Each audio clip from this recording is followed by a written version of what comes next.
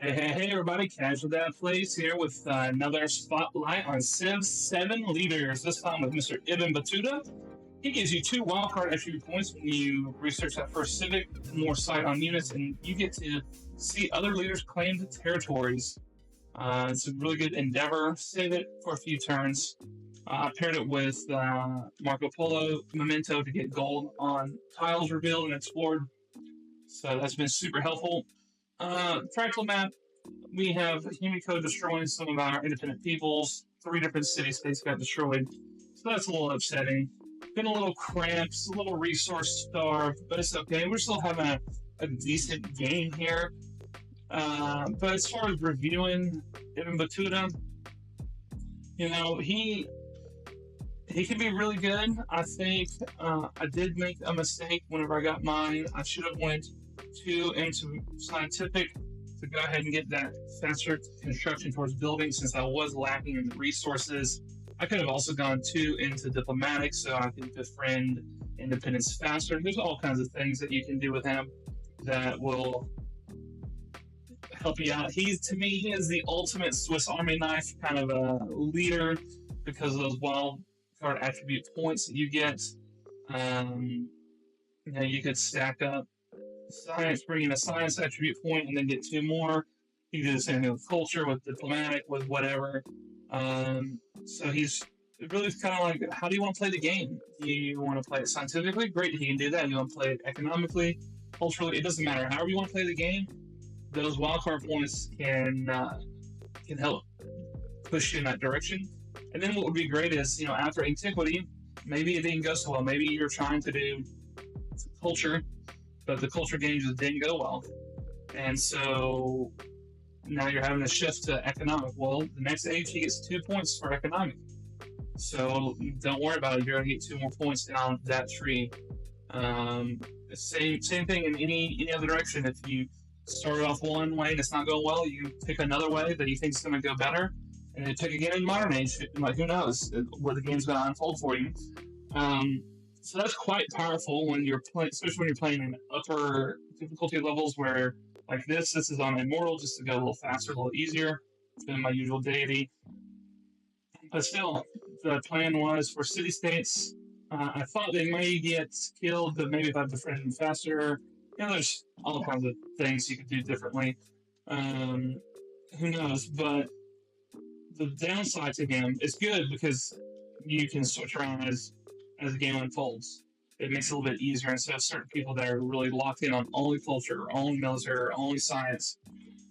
He makes it easy to switch your strategy.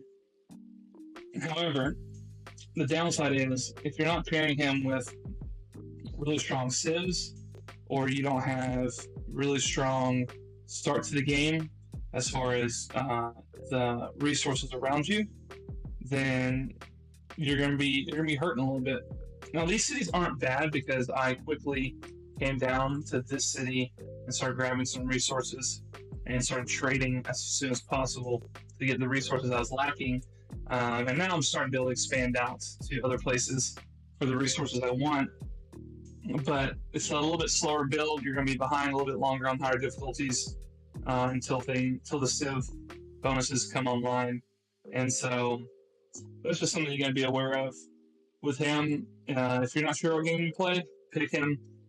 Just know it's going to be a little harder getting up to speed unless you really see your map and go, oh, this is what I'm doing, and you just focus on it and not really change your mind or drift off or get sucked into anything else. Like I was allied to Xerxes and Ada, but they were at war with each other, so they both called me in, and so I just chose to stay neutral.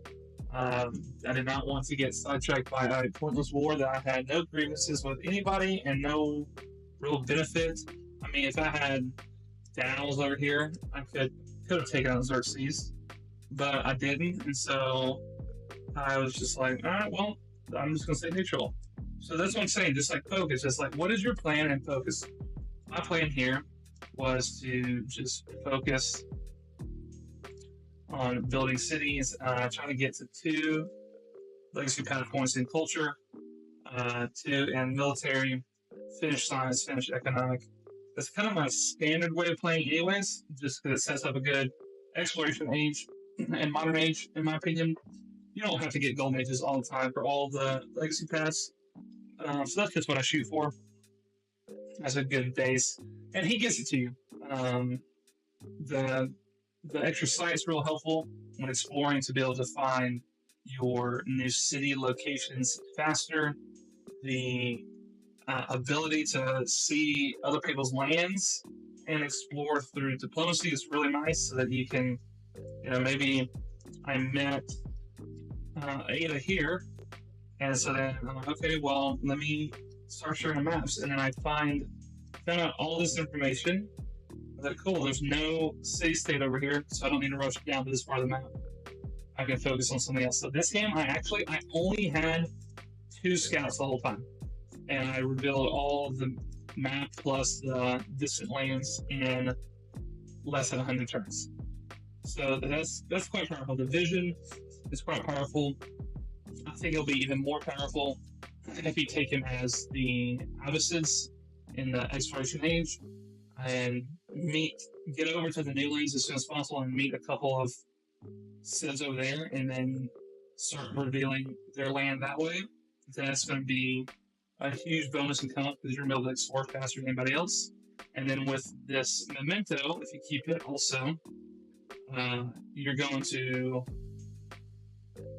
be able to get a lot of gold really fast, and that's going to just help you buy up your weaknesses. That is one good thing about Ibin Battuta, is if you lean into the economic side of things, he really can help catch up quickly by just buying his way out of the province.